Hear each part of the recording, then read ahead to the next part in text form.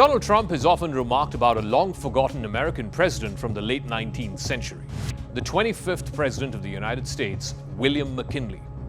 McKinley was a politician from Ohio and was president between 1897 and 1901 when he was assassinated.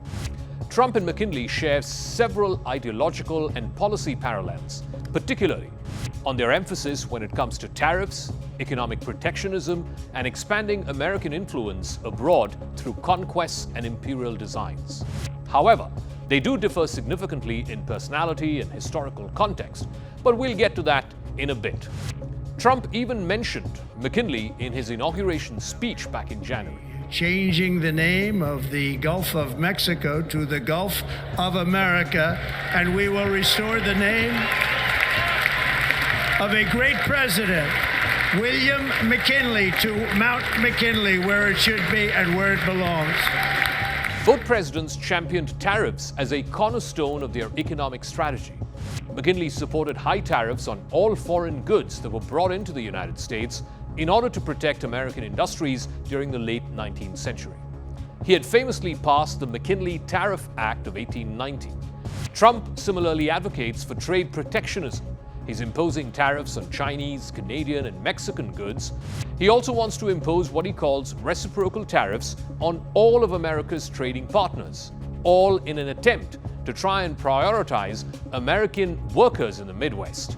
The hope is that manufacturing jobs, which were once the mainstay of the industrial Midwest, will return. It is the same manufacturing base in the Midwest which was the core McKinley Republican voter base in the late 19th century. William McKinley sought to expand American markets globally while maintaining domestic economic dominance.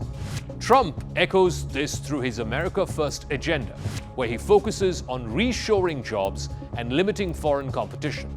He wants foreign companies to invest in America, not sell in America. But it's not only in the economic realm that Trump idolizes William McKinley. McKinley's presidency also marked America's transition into an imperial power, with the annexation of Hawaii, the victory in the Spanish-American War. Trump admired McKinley's expansionist vision, proposing bold moves like attempting to purchase Greenland from the Denmark government. He even talks about taking back control of the Panama Canal and making Canada America's 51st state.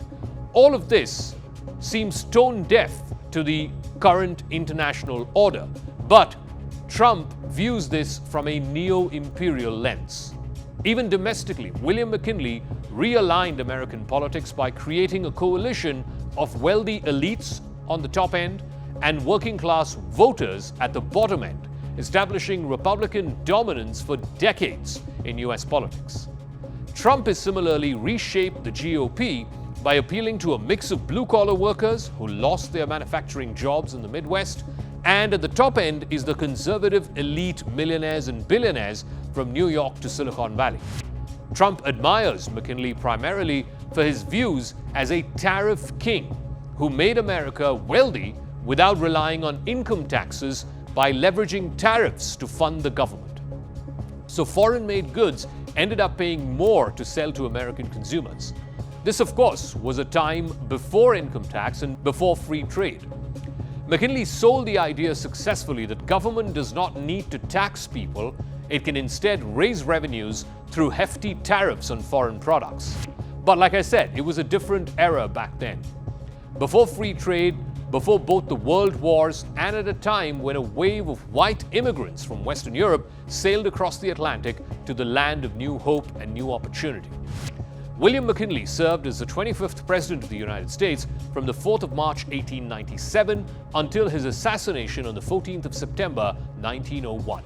His presidency marked significant milestones in American history, both domestically and internationally. McKinley led the U.S. to a decisive victory in the Spanish-American War, which resulted in the acquisition of several Spanish colonies, including Puerto Rico, Guam, and the Philippines. Cuba was also acquiesced at that time, but eventually Cuba was granted independence, but it was annexed and remained under U.S. influence until 1902, until after McKinley's death. In 1898, McKinley oversaw the annexation of the Republic of Hawaii, which became a U.S. territory in 1900. This marked a significant expansion of American territory in the Pacific. McKinley's presidency marked the beginning of the U.S. as a global imperial power. His foreign policy focused on expanding American influence abroad, particularly through the acquisition of new territories. And that is exactly what Donald Trump is eulogizing, talking about annexing Greenland, taking back Panama, and making Canada America's 51st state. Trump's presidency is moving America back from a liberal internationalist state to a neo-imperialist one. McKinley also implemented the Dingley Tariff Act in 1897, which raised protective tariff barriers to the highest levels at that time, hoping to protect American industry and American workers from foreign competition.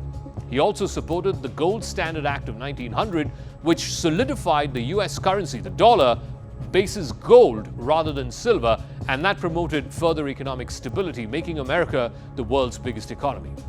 During McKinley's presidency, the U.S. also experienced rapid economic growth and a decline in labor conflicts. His policies were credited with helping the country recover from the severe depression of the early 1890s, known as the Panic of 1893. Trump is hoping that after the brief pain that is brought upon by these tariffs, it will incentivize the biggest companies in the world to start manufacturing in the United States.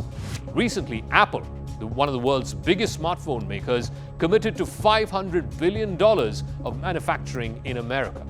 But also as a political leader, Trump has a different reason to idolize William McKinley.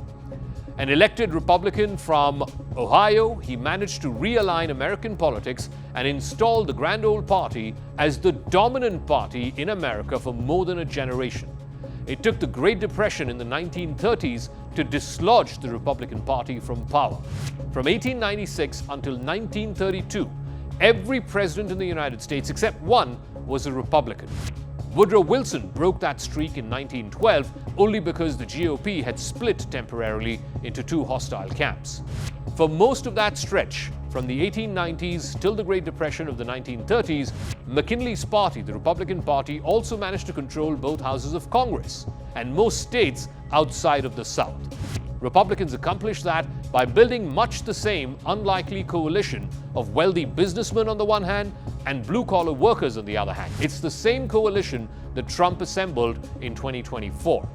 Will the MAGA mogul be able to extend his right-wing majority through to the middle of the century and beyond? Trump sure as hell wants to be remembered more than his once-forgotten political idol. History may be kinder to the protege than the master himself.